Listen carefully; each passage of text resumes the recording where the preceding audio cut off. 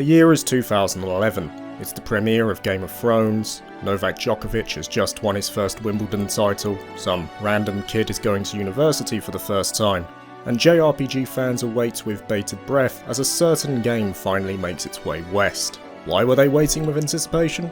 Well, first it was a good game, and second because it took a long time. Such was the way with more niche Japanese titles of the period, smaller developers would have to depend on third-party localizers to translate and publish the game on their behalf for Western audiences. Neon Falcon was one such developer who had to depend on this method. Though they still are a veteran of the JRPG landscape and had seen major successes in the mid to late 80s, conservative practices of the company, mostly championed by the first Falcon president Masayuki Kato, ensured that they remained a smaller developer relative to peers like Squaresoft, who would eventually become a juggernaut. Even today, Falcon employ a smaller team of 60 to 70 employees, and with this lower resource, they have still yet to translate their games in-house, leaving it instead to other companies. Trails in the Sky First Chapter was no exception, having a close to 7-year gap between its Japanese release and its eventual release in the West on the PSP come 2011.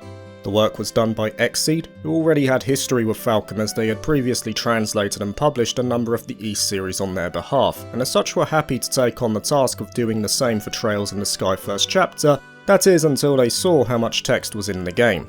To their indignation, or surprise, only they would know for sure, the game contained around 1.5 million Japanese characters, which based on estimates is around 30 Japanese light novels. Not the largest script, but still a massive undertaking for a smaller company. It presented a number of problems, but with great effort, it finally saw the light of day on March 29, 2011. Suffice to say, Trails has done quite well since then. The West has never been as close as it is to parity with the Japanese releases, and the series brings in a handful of new fans daily. In addition, it's likely that there will be a new wave of fans come September 2025, as the remake of Sky First Chapter is on the way too, which as the name suggests is a complete remake of the original. It is my most anticipated release of the year, and as such I decided to play through the OG one more time on PC. Though I have played the game 3 times by this point, 4 if you include this playthrough, some of my memories of the game are hazy, so it presented a good chance to refresh my thoughts on Sky First Chapter, and to also act as a good base to see what they changed come the remake. After dusting off the digital files, I realised why my memory was hazy too. The last time I played it was back in 2017, nearly a decade ago, a testament to how quickly time flies. Still, as I fired it up once again for likely the last time, I found plenty of the Sky magic seeping back into my veins, and those long dormant memories once again resurfaced on a number of occasions, taking me back to that time where I had no idea what I was about to get myself into. Sky First Chapter was the foundation that would act as a gateway to one of the most ambitious JRPG franchises ever created. For many players, it was the first time that they were introduced to the world of Zemuria, and for Sky First Chapter, it would take place in a small kingdom located at the southwestern part of the continent.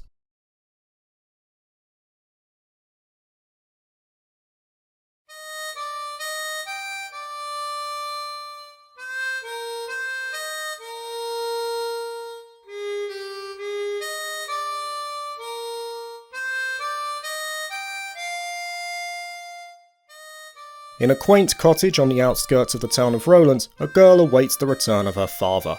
To her surprise, he returns not with a present, but an injured boy. The boy is taken to a bed, where he eventually wakes up to his new surroundings. In short time, and with some rough housing, the boy is adopted by his rescuer, becoming the adopted son of the Bright family. 5 years pass, and the two siblings are closer than ever, ready to embark on a final examination that, if passed, will see them become junior bracers. The girl is Estelle Bright, an energetic and hot-headed teen with rocking pigtails that wields a massive stick, a bow staff in this case.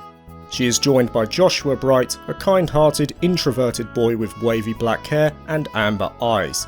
Unlike Estelle, he wields a pair of dirks. Fully prepared, the two take the short road down to Roland to meet with their mentor Sherzad Harvey, who will be the examiner for their final test. First though, she has to ensure their knowledge is up to scratch. Events like these are designed to get players up to speed with the world of Zemuria and the key events that shaped it till this point, and is one reason why the series is lauded for its world building. Many organisations are given a dedicated focus to establish their purpose, key technologies are highlighted, and they become the building blocks for deeper explanation further down the line. For instance, the Bracer Guild is introduced here for the first time, described as a non-governmental organisation that operates all across Zemuria, seeking to maintain the stability of the various regions they operate in and to ensure the safety of the citizens, all while adhering to a strict code. It's this very same organisation that Estelle and Joshua are seeking to become a part of. The precarious position of Labelle as a kingdom is discussed too, a land that is flanked by two superpowers, not least the Erebonian Empire to the north that Labelle had recently been at odds with during the infamous 100 Days War. Sky First Chapter also gives background on key moments in history like the Orbital Revolution, and events from around 50 years prior to the start of the game which saw Professor Epstein and later his 3 disciples conceptualise the idea of Orbital energy as a new and beneficial technological standard. The idea of Orbital energy as a boon to society becomes a common topic in Trails as a series no matter where it takes place, being applied to appliances, weapons, and even vehicles. Not only is this knowledge important to the siblings, it's equally important to the player too, especially as they delve deeper into the series. Even in its very first game, I was taken aback by how many future events were touched on, ranging from an important event that Cassius was involved in 5 years prior that saw him granted S-rank status, an event which is touched on further in a sequel, but also the nod to the Calvard Revolution, something that isn't explored fully till 10 games later. It's a testament to the writing and world building of Trails that no stone is left unturned, and is one reason why I will always advocate that the series for the most part is not plagued by filler, it simply has slower pacing. That in itself is not a detriment, and there is so much to understand and grasp for the wider universe. With their knowledge refreshed, Estelle and Joshua successfully complete their exam, and are given the title of Junior Bracers, recognised members of the guild but not yet fully fledged. While they are able to take on requests with their registered branch, they are limited in what they can take, and can also not involve themselves with branches they are yet to register with, which initially is limited to 1 at a time. To become fully fledged bracers, the two must earn recommendations from the 5 regions of Labelle where the guild operates. Those are Roland, where the game begins, the trade city of Beauce, known for its bustling market, the port of Rouen that draws in tourists for its impressive bridge, the industrial centre of Zeiss, and finally the royal capital and jewel of the nation in Grand Cell. By solving notable problems, some of which threaten the very security of Labelle as a nation, the two are awarded recommendations by each of the branches. For their own benefit, they also travel on foot around the country, as they are told this is the best method by which they can visualise the areas that they are meant to protect. The two travel anti-clockwise around Labelle, finding themselves involved in ever more escalating affairs.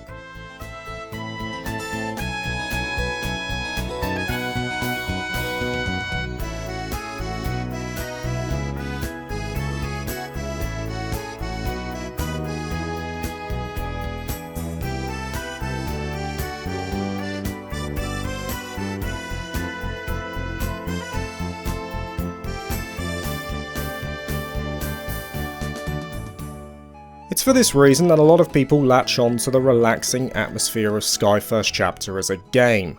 The purpose of the journey is simple. Estelle and Joshua are on an adventure to eventually become fully fledged bracers, and it just so happens that they find themselves involved in something far greater than they initially thought. But the game never loses sight of that identity, with much of the writing intentionally focused around the relationship between Estelle and Joshua themselves. And in some ways, it's still the only game in the series that fits the JRPG adventure mold, as much of the journey is done on foot, rather than utilising a mode of transport like in other games. In many cases, players will be controlling Estelle and Joshua alone, though they are joined on various occasions by a host of other colourful characters who assist them, many of whom return in future games too. In particular, there is the aforementioned mentor to the two in Scheherazade Harvey, or Scherer for short, a C-rank bracer who was taught by Cassius Bright himself. There is the travelling Erebonian bard Olivier Lenheim, who often finds himself the brunt of ridicule despite his undoubted confidence.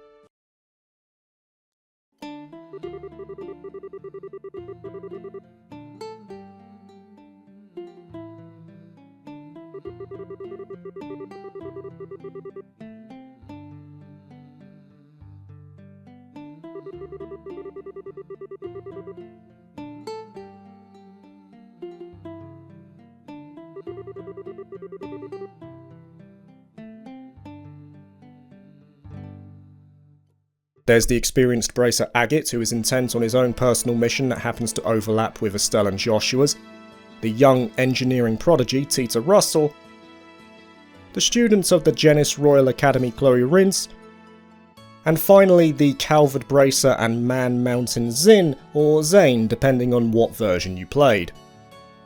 These characters will drop in for certain parts of the story, but like I said before, most of it is focused on Estelle and Joshua. Upon finding themselves in a new region, the two will register themselves with the local Bracer branch, and then take on tasks to complete by interacting with the job board that is in the same building. Some of these will be mandatory to progress the story, and many other requests will be optional, expiring after a certain event, and they range from solving some civil matter to killing some wildlife.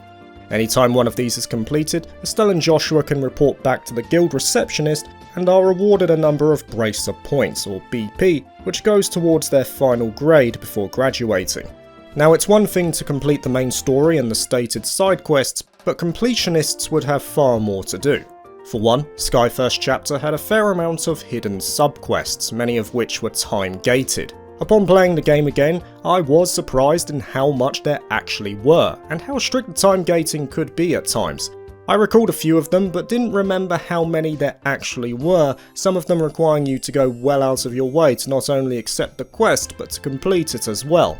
One of the more notable ones was the journey to the Genis Royal Academy, where a handful of hidden quests are available before the festival begins. These quests were hidden behind an innocuous NPC interaction, and they could easily be missed. This is one reason why Trails has a reputation of ensuring that players talk to the NPCs, making sure that every stone is left unturned, lest you miss something important on your quest to completion. In truth though, this particular element of Trails was enjoyable for some, as the NPCs would often have stories of their own that slowly evolved as the game progressed. One notable character that many will be aware of is the down on his luck and hopeless romantic Anton, who is actively searching for his soulmate, all the while accompanied by his friend Ricky. It's Anton who is also involved in one of the more nebulous optional events in the game, one that I remembered quite well. Throughout the journey, Estelle and Joshua can not only purchase periodic updates of the LaBelle news from general stores, which gives recaps on certain events while also foreshadowing future ones, but they can also find books hidden throughout the world, often given by NPCs that are well out of the way. To find these, in many cases a player would have to go back to a previous location and within a certain time frame lest they miss it forever. But these books were just another part of the wider story of Trails. They weren't just enjoyable novels that slowly came together as you got the books. They were full-on foreshadowing for future characters, many of which become quite important in later games. In Sky First Chapter, the novel of focus is a work called Carnelia, split into 11 books, and if you wanted to see how it played out, you needed to get them all. As said before, many of them were quite difficult to find if you weren't following a guide, requiring you to go out of your way, with the finale arguably being the hardest to find. For this one, you have to talk to NPCs in a very specific order, and then you will have to stand around as Anton looks on longingly at what he believes is his future partner. When the third heart rises above his head, that's the indication that the flag has been met, and when you talk to him again, he'll give you the final book. It will be interesting to me to see if these hidden elements remain in the remake, or if their acquisition is made a bit more simple. We now know that new quests will be added for the remake to tie into continuity for the wider series, but later games in the series also adopted quest markers even for the more hidden elements, and I have a feeling they might do the same for the remake. Something I won't expect to see, however, are the chest messages. For those unaware, the Sky games had a unique quirk where every time you examined an empty chest, a funny message would pop up. Interestingly, this wasn't in the original Japanese release, and rather was in addition made by Xseed themselves. It came about because there was a programming feature from the original version which had a separate text box for each of the chests, despite all of them saying "this chest is empty." Because of this separation, Xseed, whether you think it was harmless or them taking liberties, were able to change the text to the eventual messages given in the final Western release. This carried on for some time, and even was incorporated by the Geofront during their patch of Zero and Azure before the games were officially localized. They had so much fun with this in fact that they created a full-on story through these chests in 2 of the sequels, Trails in the Sky the Third and Trails to Azure, naming it Trails in the Chest. Sadly, these were removed from Cold Steel onwards for the most part, as you weren't able to interact with empty chests anymore, though there was an exception in Cold Steel 2 with the chests that required a certain party member to open. Despite not being essential, many saw them as a fun addition to the original Sky First chapter without affecting the flow of the story. I'll be surprised if we see them return for the remake, though maybe an Easter egg might pop in an inconspicuous location.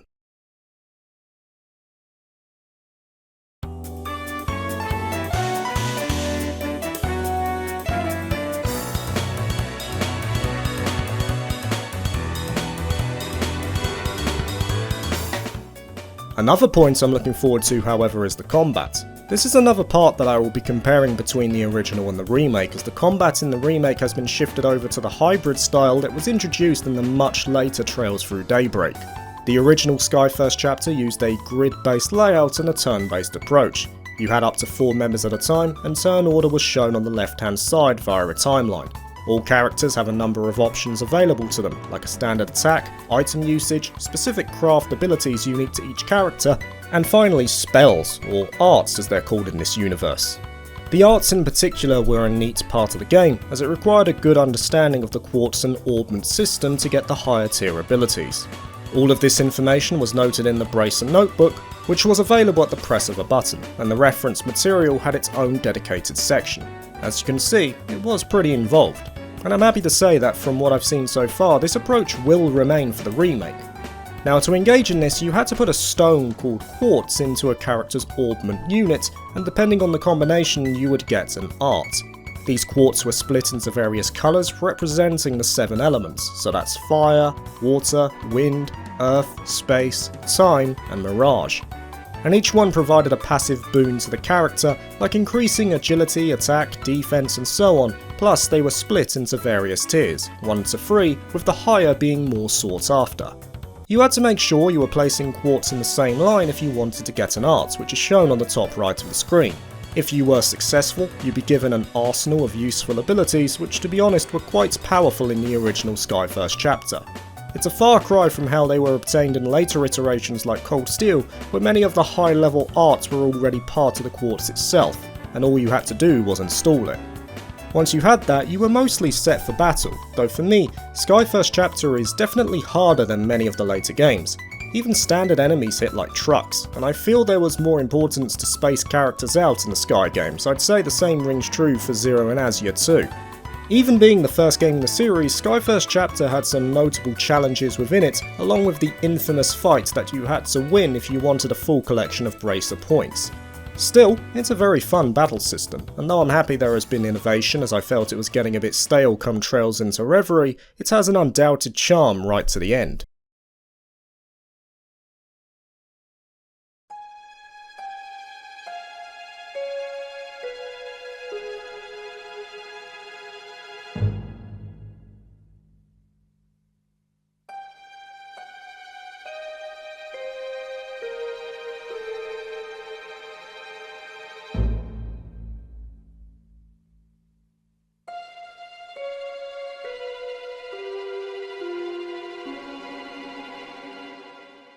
Speaking of the end, I'd wager that the one thing most people remember about Sky First chapter is the ending sequence. The entirety of the game builds up to a big reveal come the final moments, and needless to say, it took many of the fandom through a loop. It's well known now that Sky First chapter, or at least in the form it released, was not meant to happen. It was in fact meant to be a combination with Sky First chapter and its direct sequel, Sky Second chapter, but due to time constraints and the scale of the game, Falcom had to leave the first game on a big cliffhanger, hoping that it would hook people in enough to buy the sequel when it came out. This was once again substantiated in 2024 by Kondo himself at a panel.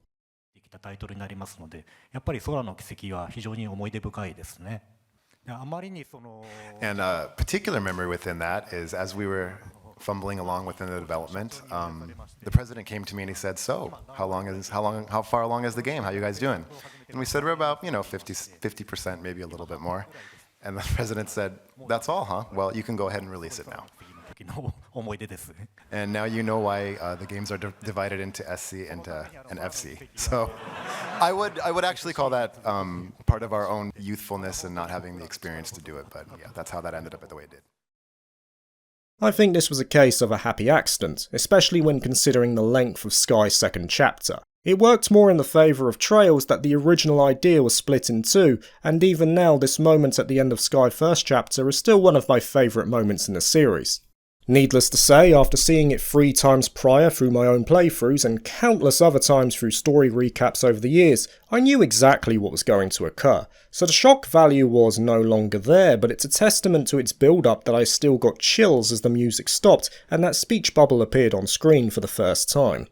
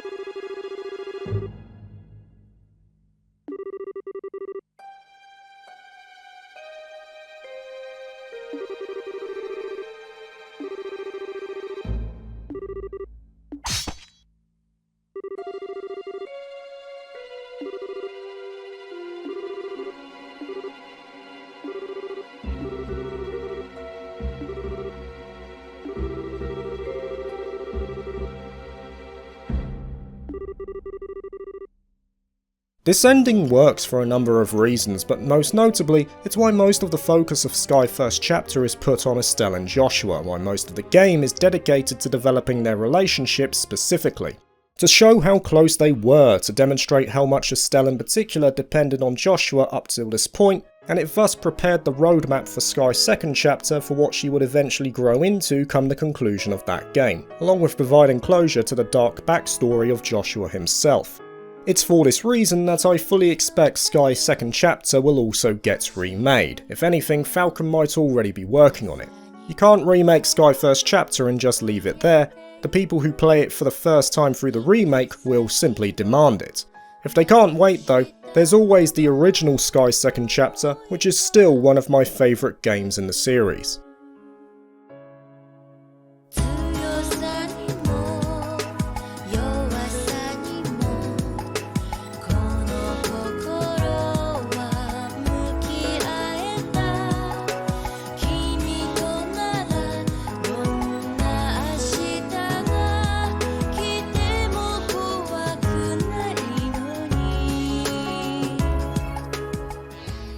But bringing it back to Sky's first chapter, when those credits rolled, it felt like one last hurrah in many ways. I wanted to play this original one more time, not only to refresh my memory on its more hazy aspects along with seeing how it compares with the eventual remake, but to also appreciate where it all began one more time.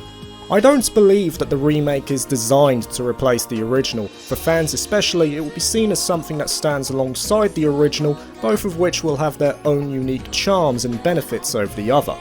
While I have simply reaffirmed my own love for Sky's first chapter, I imagine it will be the last time I play it for many years. I fully expect the series would have reached its conclusion before I pick it up again. Still, it only made sense that with a special game releasing in September this year, that I once more would make space to revisit the game where it all begun.